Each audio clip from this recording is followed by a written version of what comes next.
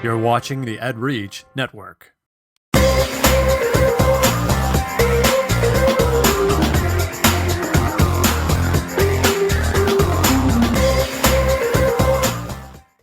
Presented by the EdReach Network, giving educators a voice, a big voice. You've reached episode number 80 for Thursday, January 17th. The show where we talk about educational applications. Something got messed up there in the copy. This is the show where we talk about educational applications for Google products, including news, tools, tips, and tricks in classroom applications. I'll be your host, Sean Williams, and tonight we are joined by... Chris Betcher. Corinne Richards. Fred Delventhal. Juan DeLuca. Awesome! And I just realized I was having a little problem there, but I'm back. So EdReach appreciates your support. One of the ways you can continue to support us is by rating us on iTunes. Go to edreach.us/network and find your favorite shows, which would be the Google Educast. And click on the iTunes link. A little iTunes love goes a long way, so thanks for your support. And let's get into it, because I know Mr. Betcher's on his lunch break, right? He's kind of doing the Brady Bunch thing there, looking up and around, seeing where Marcia is.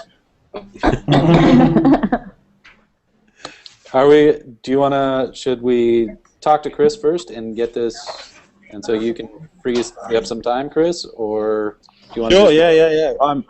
I'm actually at the Sydney Google Summit. It's been awesome. It's currently lunchtime on day 2. We had a big day yesterday, and we got a few more sessions to go today. I won the demo slam yesterday. Wow. Nice. All right. Well, What'd you do? I'll claim hometown advantage. What did I do? Yeah. I was showing how you can use canned responses and filters to create automatic ping-pong emails. So kids send an email and get a response back if they put certain criteria in. Nice. Take that. Which Chris did show here a few shows ago, so look back in our past shows and you'll hear him telling how he did that. Yep. So I'll just, if I can take a second, I'll just try and give you a wee tour. I'm only on my computer, so but this is one of the rooms, and people are all over the place, just milling around with lunchtime now. So it's a great venue. We're at a school called MLC Sydney, or MLC School, it's just called, which is an independent school, and they've done a really good job of hosting. It's a great venue. Looks like a beautiful building. It is. It's a Lots lovely of building. This is the junior spaces school. This is the elementary school part of it, and they've kind of taken all the tables and chairs out to give us some big open spaces. And we've got, I think, 1, 2, 3, 4, 5, about 9 rooms. So there's about 8 or 9 concurrent sessions running at any given moment. There's been stuff on search and docs and a lot of geo stuff. They brought John Bailey down from Fairbanks, Alaska, to run a bunch of geo stuff with Earth. Wow. Wow, that's great. We've had a lot of Googlers here. I've got Swan Yo, who's he runs education for Asia Pacific for Google. He's just having lunch next door. If I can drag him in later, I will, just to say hi. Jim Sill, most of you guys will know, gave the keynote this morning, which was very cool, very funny, kept us all laughing, and he even wore a jacket. And Chris Bell is down here as well. Wendy Gorton is here, so it's been really good. Now, Chris, can you tell people how many people are there? How many attendees did you have about? I believe we are at 284, I think is the number. Wow, great. Wow, that's great. Yeah. We're really pleased with it. And this is the first one we've held in Australia. It was rather exciting. They also announced yesterday officially we're holding one in Brisbane in April. May 7th and 8th in Brisbane. And I'm not sure of the dates, but there's another one in Melbourne that was confirmed this morning. So for anyone who watches this in Australia, you've got Brisbane and Melbourne coming up, which is rather exciting. And the other big news, especially if you're on this side of the planet, is that they just also announced that the next Google Teacher Academy will be held in Sydney, and the applications are currently open. Excellent. So, yeah, What are the So if dates? you're down this side of the world, or you want to come to this side of the world and give yourself a good reason, register for the Google Teacher Academy. When is that going to be, Chris? Do you know? The dates. April 16, 17, I think. Do you notice everybody's keyboards start clicking as we all start? Oh, sorry. No, I got that wrong. It's the Google Teacher Academy. That would be the one May 7 and 8. Okay. Yeah, and the April 16, 17, that would be the Brisbane Summit. So I'll get these dates straight in my head eventually. And it's Gotta not have a lot going on right now. Yeah. it's not on the website. So are you supposed to be saying that, Chris? No, it's not on the No, Google. it's definitely official. They announced it yesterday. Okay. They said it would be live. I haven't had a chance to check yet. Well, it goes live tomorrow for us. Right. Yeah, That's right. I forget that they're It works living its way across all 28 time zones. Wow. So there you go. That's a little bit of news. Yeah. All right. Sean, you want to take us into the other news? That was big news. That is. So what else do we have going on? They launched the Doodle for Google for this year, right? And who put that in? Fred, did you put that in? I'll take it. Oh, okay. And for those people who don't know what the Doodle for Google is, daily or almost now, it seems that whenever there's something to recognize as to an anniversary or a birthday or anything notable in history, then they have a special Google logo on the Google search page. And kids, is it worldwide or just the United States? Does anybody know? I think it's worldwide. Yeah, I'm Okay, pretty sure have a it's chance worldwide. to submit their doodles and possibly have their drawing or artwork posted on the Google homepage. And this year's theme is My Best Day Ever. And the winner gets, anybody want to break that news? $30,000 college scholarship Yeah, and a $5,000 technology grant for the school that they attend. $50,000. 50,000. 50,000, 5,000. Yeah. It's a big difference. No, okay. I'm so- a school teacher. 1 0 doesn't make that much of a difference. Just a zero. No, it is only for the United States I'm reading, so only Yes. for the US. Fred, That have you was the ever first thing I did.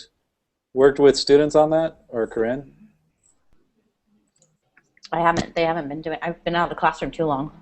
I have not. We did have a finalist in our school district at the high school level a few years ago. Wow, that's awesome. But as soon as this got announced, I went and spoke to our art teacher and said that with this, the theme for this year seems perfect for a writing prompt, and it would be great for the art teacher to work with the classroom teachers, do it as a writing prompt, and then ask for illustrations and pose it that way to team with the classroom teacher. So that's the way I presented it. Nobody else can use that because we're going to win the $50,000 for our school and get one of our students a $30,000 scholarship. So just back off. That's great. Yeah. So for teachers who haven't tried it, or teachers who are going to try, even though Fred's going to win, No, one of our students they're going to win. one of Fred's students is going to win. If you follow the links through, and once you get in there, there's a lot of great resources for the teachers. There's actually like watermarked Google pages that you can give the kids, so they kind of have a little bit of an outline to. Oh, and I think we lost Sean with kind of a little bit of an outline to work with. We assume it's what Oh, it that's is. the other one.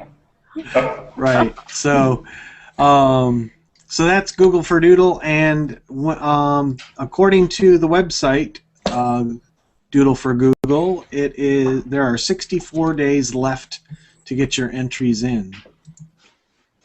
Okay. All right. and we have Mr. Juan DeLuca with Google Online Marketing Challenge. So is this another contest that we're talking about? Yeah, another contest. Let me see. I'm going to try to share my screen. And yeah, this is a marketing challenge for higher ed students and teachers. So if you're a professor, you can register. Registration is now open. First, the professor needs to register. It doesn't matter what you're teaching. You could be teaching a language or history, but you can still sign up for this marketing challenge.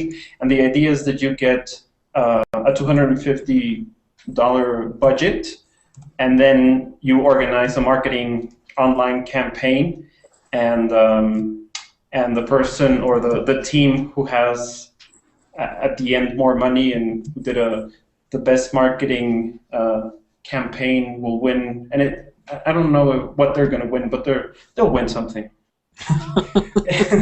I'm looking for, yeah, I'm sure it'll be something big. And this is open internationally for higher ed. All right, and you also had something else for higher ed, didn't you, with an internship? Yeah. Let me try. Google sales internship. Yeah. Guys, can I just interject for 1 sec? I just want to let you know. I've just put the Hangout up on a big projection screen here, so that anyone who wants to watch the podcast being made can do that. So I'm just going to mute my mic for a second and just wander around and let people know that in case they want to come and watch a Hangout in action. Okay. That's great. Thanks, Chris. Awesome. Okay. So yeah, this is okay. Yeah, the engineering internships. Well, there's internships for Google in different areas. So, and for different parts of the world. So if you're also, this is for higher ed, so if you're studying something like engineering or sales or marketing or something like administration, business administration, you might want to take a look at the internship opportunities at Google, and that's also worldwide. So might want to take a look. Cool. Yeah. All right, and Sean, are you back with us? Yes, sir. So take it away. And we're ready to talk about the ThinkPad launched some Chromebooks today. And Brad, you put that in, right? Well, I put it in, but I think that we can. There are other people that can talk about it because I think Mr. DeLuca has one of the Samsung ones, and that's what I was going to question is. Looking at what's been posted, what's the comparison between the ThinkPad Chromebook that's coming and the Samsung Chromebook? Well, just by looking at the specs really quickly, what was it? There's a VGA port. There's also an Ethernet port, which the Samsung doesn't have. What else does it have? Well, isn't it kind of designed to be a little more rugged? Yeah. I just kind of glanced over it earlier today. Mm-hmm. And the processor is a Celeron processor because a Chromebook has. It's the one they use in tablets also. Which one is it? Corinne? Sorry, I was not paying attention. I'm looking. I don't know, but I know that this one has less battery life, so it's a more powerful processor, if that's any help at all. What's Sean, the battery life one on at the your Samsung? house? It's the about 8 hours on the Samsung, but 6.5 Okay. on this ThinkPad. Right. Yeah, I ordered one this morning, but it hasn't arrived yet. So. But you have one. You have an Oregon Chromebook sitting in your living room, right? Grab it. Stop talking Chromebook. Stop rubbing it in. These are old ones. All right, but then so the Samsung costs $249, and this is $429. Plus, then there's a $30 one-time charge in order for schools to manage them. And is that new, a one-time $30 charge? I've never heard of it before. Anybody else? You could get the if you paid $30. But I think it was an annual charge. I don't think it was one. That's what I thought too. So that was the other thing that stuck out guys. today with the announcement. Yes, sir. Sorry to interrupt. This is going to be a bit because I'm doing other things here. I'm trying to make it work. But I've got Swan here from Google, and he was just listening to the conversation, and he just wants to add something to it. So I'll pass over. Introduce you to Swan, yeah, from Google. Hey guys, nice to meet you. Hey, how's I it head going? about education efforts here in Asia Pacific. I'm based out of Sydney, so just down the street from Chris. I just wanted to clarify the Chromebook management console, which is a $30 one time. It's not annual. It's one-time fee. And what the management console allows you to do is to tag the assets, the devices into the Google Apps control panel. So there'll be an additional tab in your control panel that's for Chromebooks. That you can do, asset tagging, geolocation, figure out who last logged in and do a lot of that type of settings. That's, set profiles, set protocols that you can push out to the devices as well. Great. Anyway, nice to meet all of you. We're glad, I'm glad to be here, but we just announced that we're doing the Google Teacher Academy in Sydney, May 6, 7, 8, yeah. So we're super excited. We're going to get a new crop. Any of you guys has attended the Sydney one in 2011? No. No. I was Boulder. Washington. London. So Fantastic. Well, hopefully we'll get some of you guys out here sooner rather than later. It's That'd beautiful be weather awesome. right now. Yeah, sure thing. Nice to meet you all. nice to meet you. Thank Thank you. you. Talk to us. Enjoy yourself. See ya. Bye. And going back to the Chromebooks real quick. Oh yeah. They're due out in February sometime. Yeah, like the 17th. Does that sound right? 26th. Yeah. Around there. It's like February. almost exactly what I said. It's just +1, right? Yeah. To the 1 and the 6. All right, and so we have some good news for people that were. Did everyone's mailbox explode today with everybody on the App CT list and the GCT list saying appointment slots are supported again? Yeah. Really? Yeah. Yeah. It didn't explode as much as when they announced that they weren't going to support it Right. Okay. Maybe not, but it was still there was still a lot of action on this today. Yeah, so appointment slots are going to continue to be supported. Google listened to their users and changed their mind on that, and good news for everyone everywhere that uses appointment slots. Fantastic. The people have spoken. Yeah. Pretty fantastic that Google was so responsive about it. I mean, Yeah, that's great. Well, we got the sum button back and the appointment slots. It's like Yeah. Christmas. in a couple of weeks, right? Power to the people there. They should So, just try. So are they keeping the appointment slots in the format they always were, or is there a plan to change the way they work? Or My understanding is How's they're not gonna kill it. They're gonna continue to Right. support appointment And it is slots the way only- it's always been. It is only in the business and education. Yeah, so Domain. it's not going to be. I think it for- always was. It was only in those to begin with. I think Okay. so. Because you have to be signed in. So, well, I guess that wouldn't limit you. But it seems like there was something about the functionality that. All right. Yeah. Not so good news on some other points, though, where they extended killing another service. And so they had announced a while ago that they were going to stop the export to older versions of MS Office. Yeah. And then they extended that to January 31st.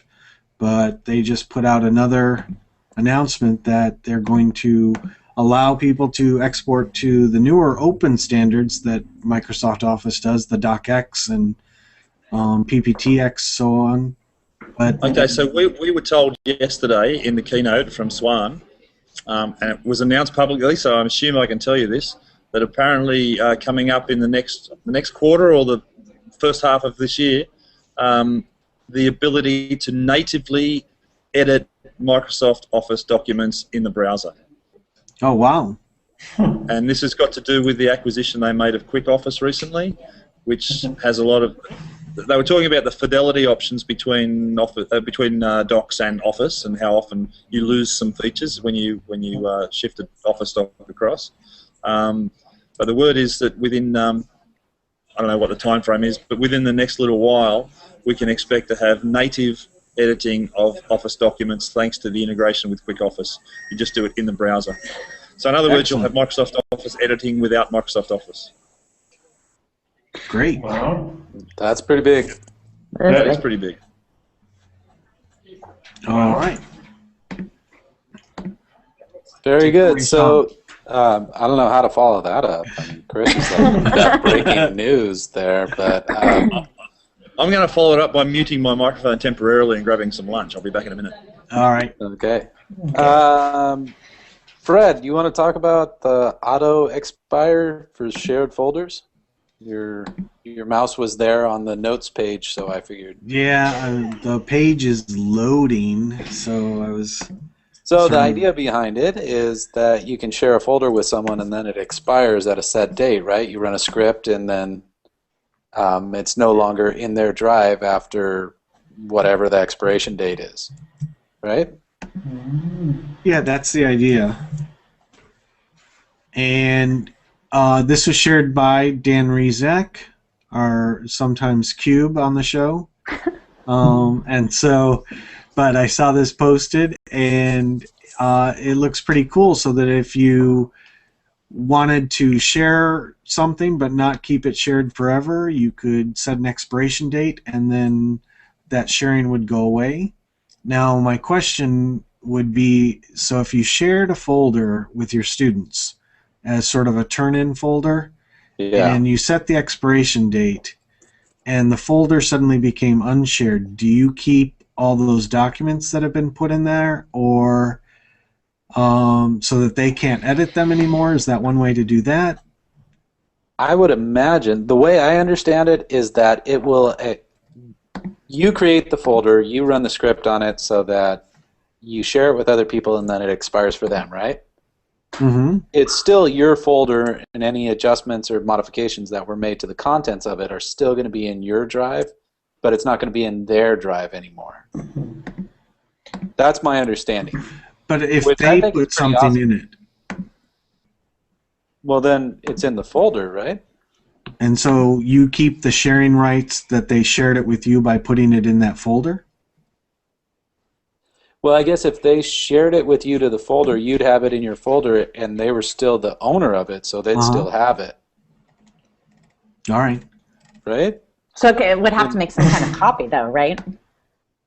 If it cuts all sharing options or sharing off, it depends on how the script works. Yeah. Well, I would think that the script works by doing exactly that. At whatever the set date is, the sharing ends.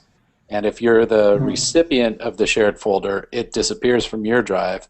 But if you're the owner, you keep it and all the contents. Okay, so it wouldn't necessarily work as a turn-in folder. No, and you don't. I guess the beauty of collaborating is that the kids have access to that stuff later. Right. If they need it. Yeah, but the beauty of this is I'm thinking that when I'm working, like when you and I are working on a project, that I don't need those folders in my drive, or those files in my drive once the project's over. And I mean, like, one of the big complaints I hear with Drive is people aren't used to searching for their files, so the more files are shared with them, the more cluttered their drive gets, and people have a hard time dealing with that.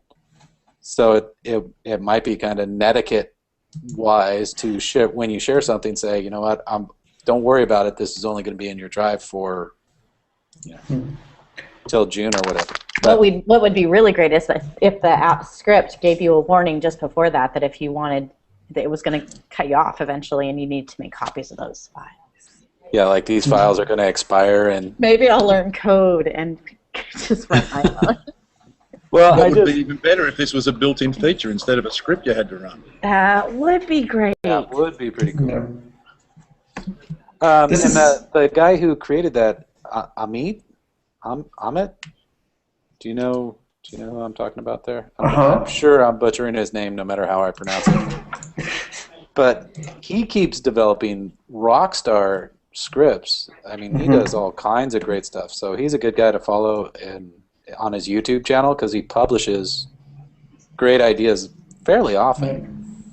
Yeah, there's a similar script of his where you share a doc, and then you can share it with a person, and then that person gets a little note on the bottom that the content will disappear in 10 seconds, and whatever it's written there just disappears, and so that person can only see it for 10 seconds after opening the document. That's a pretty cool script. Very cool. Yeah. Just touching on, last week we talked about adding images to a Google form, and I don't know who modified it. If it's any consolation, I put in a feature request to the design team this morning on that. That's awesome because I did this afternoon, so we're hitting them from multiple continents. This is awesome. Gosh, I don't know. I created a form today and I ran that script adding images in an apps domain, and it worked for me. That's fine. See, what I meant when I said that it didn't work was I'm sitting in a meeting with all of our people, and we're constantly complaining because we cannot share outside of our domain. If you don't have an email address with our district, we can't share. And so then now teachers are hitting those roadblocks, and we're having to show them sort of workarounds in terms of, create it in your Gmail account and then share it with your district account, and then you can work like it's in there, but then you have full rights if you need to share it to somebody outside, that kind of stuff. But they tried it, but that folder that has the images in it has to be a public folder. Yeah. And so because none of our stuff is public, it won't work for us. Oh, okay, because I get did that it 404 error every time.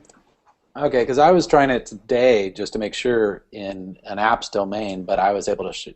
The settings are we can share outside of the domain.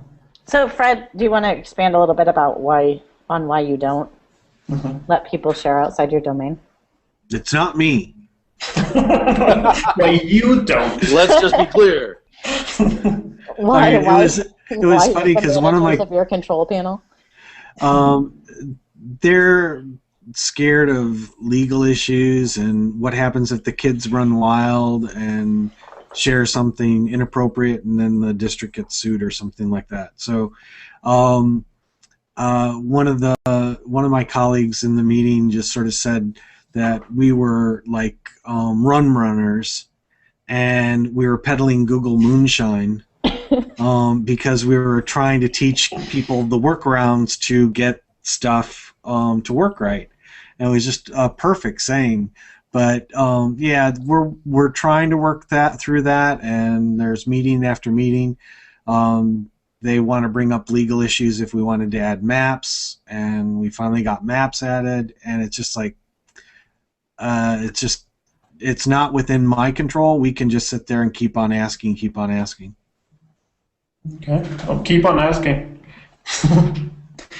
Yeah. Well, and just to be able to, have this community helps because having other examples where there are school districts that have it open and they don't have any of the stuff that is causing all this fear happening, it just serves as an example. But a lot of those people say, but it could happen here. Doesn't matter that it's not happening there.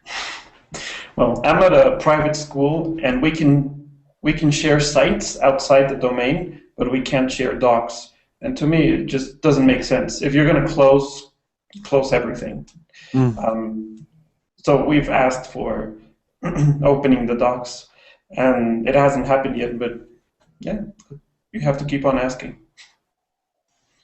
And you have to keep on pushing and giving rationale why, I think.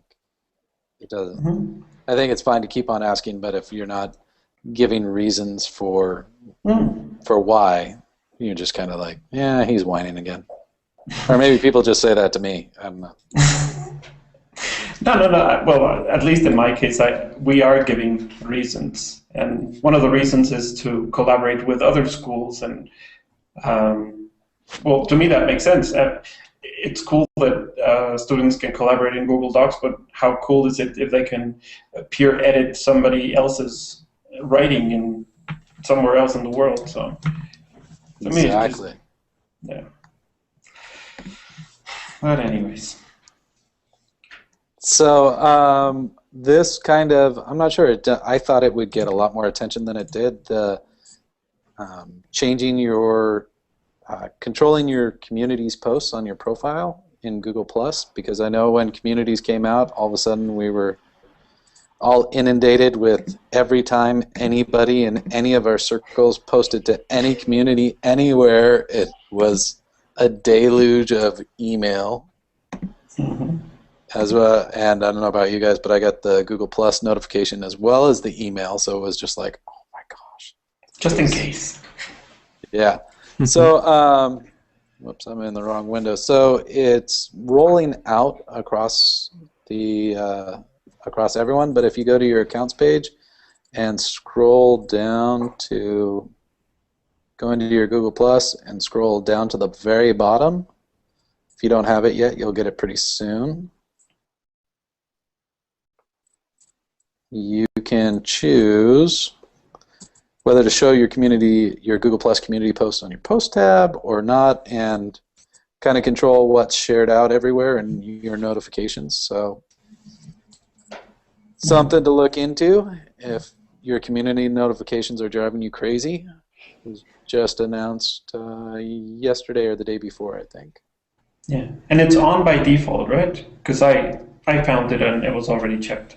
Okay. Yeah, it's the default position is to on and share and whatever, but you can go in and change it now, which is kind of nice because people, I know people who were just kind of just like turning off all notifications from their communities because they didn't want to know, and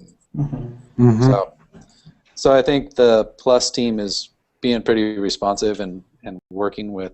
I think communities were a good idea, but there's still some kinks to work out. So definitely a step in the right direction. All right. My script calculator? Yeah, what's that all that's about? Me. It's I don't know if you can see this on my screen. Oops, and there it goes black.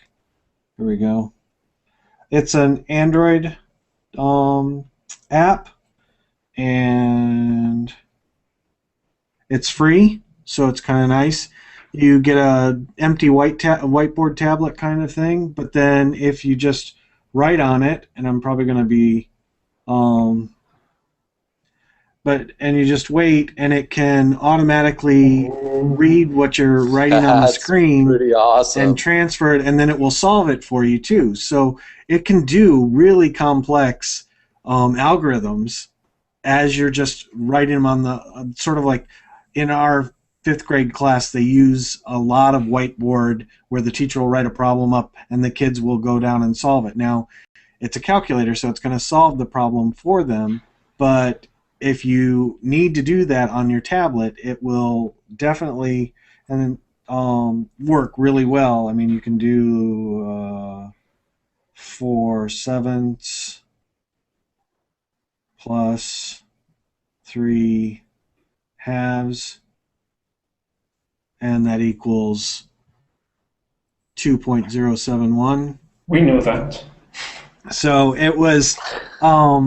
That's pretty awesome, though. It won an award at CES, and it is available on iOS apps as well. So it's one of those that's available on both platforms, and it just works so well in terms of reading what you're writing on the whiteboard. So That's pretty fantastic. It'll replace your old. What were the big TI? The Texas Instruments. Texas Instruments 1184 or whatever. We all had to have them. Okay. Very good. Cool. And Juan, what's the iStory books?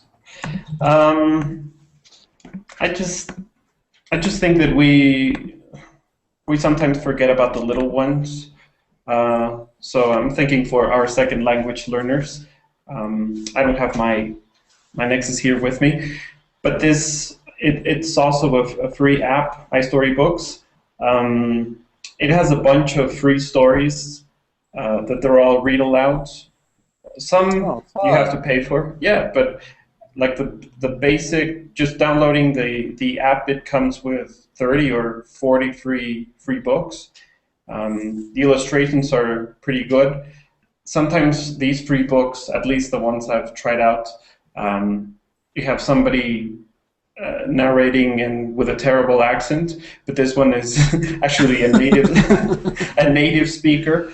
So it's really nice for little kids, and I'm thinking especially for second language learners because they can see the pictures and the writing. So now, Juan, do you know whether it allows people to narrate the story, like have kids read the story and record their voices doing it? I don't think so. I haven't tried it, but I don't think so. No, that would be awesome. Okay. But, yeah. Next version. Yep. Something to request from the developer. Yeah. Is that what that little red X does? I pressed it. I was showing someone something about Hangouts, and I just wasn't thinking. I closed the window. None of us have ever done that. No. Okay. So the next classroom applications. And Corinne, do you want to talk about, I don't know if you mean typing or keyboarding. I mean both. This is a frequent conversation. I don't know if you guys are talking Common Core in your states, or countries. Maybe one doesn't apply to you. But for some reason, our teachers in Oregon, when they look at the writing standards, they'll pull out the fact that the kids have to type like a page of text in 4th grade, and everybody's panicking because they're not capable of doing that at this point. So their answer seems to be that we need to go back to keyboarding. It's the conversation I had in 1996 using powerful devices. We have iPads, now we can teach the kids to keyboard. It makes my head hurt a little bit. You should have this conversation with Kevin. Oh, with Kevin? Yeah, Kevin is very pro, and he has some good reasoning for it. He's very pro keyboard skills.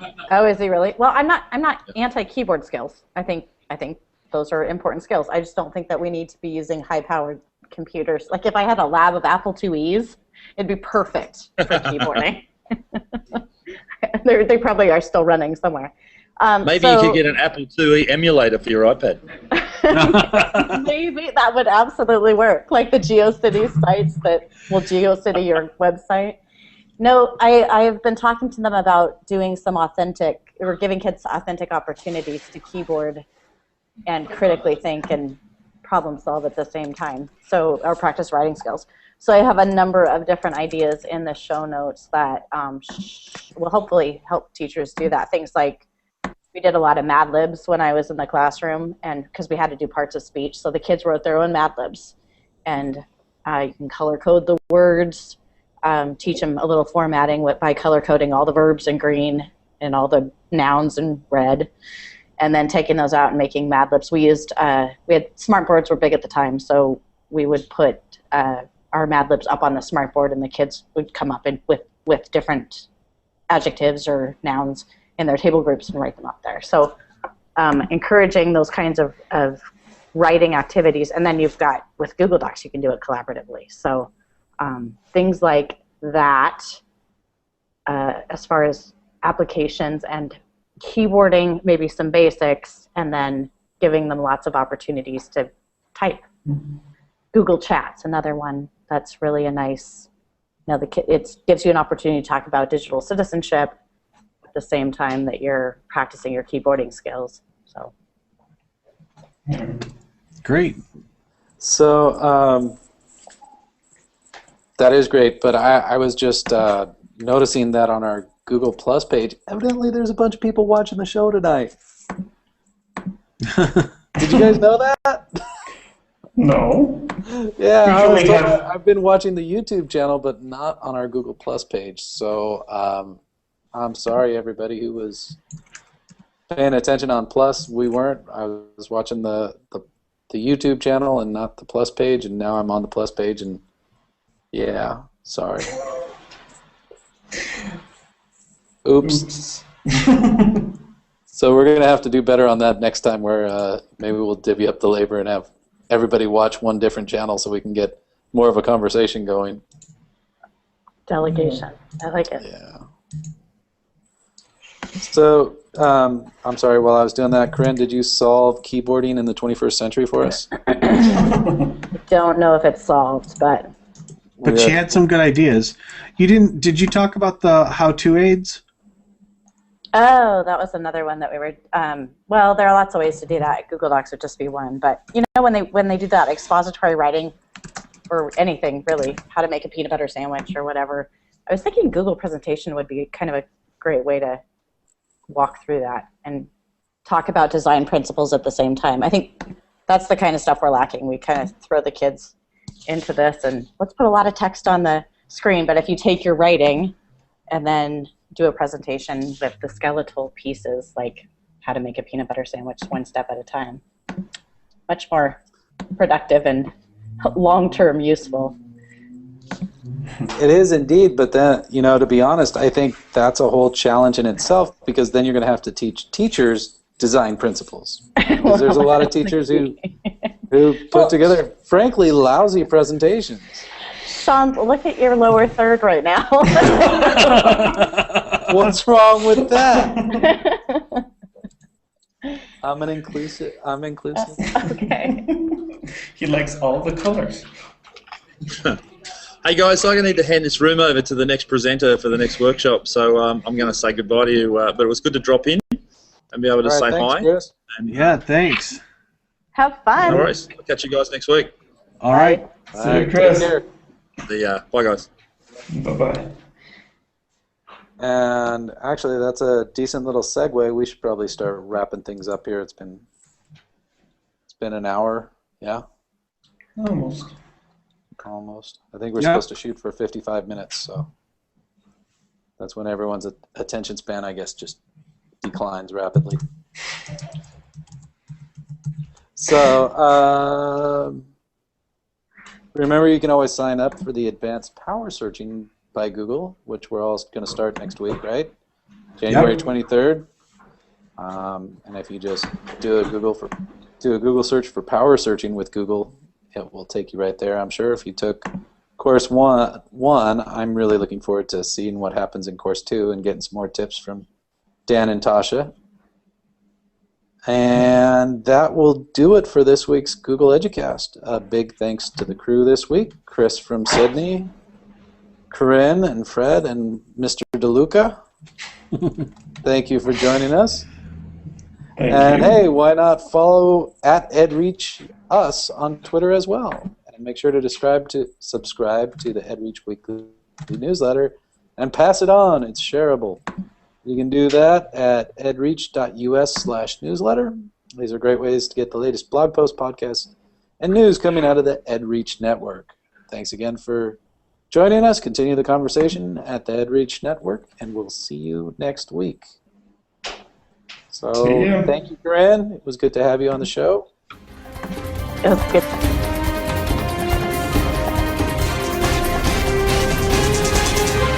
You're watching the EdReach Network.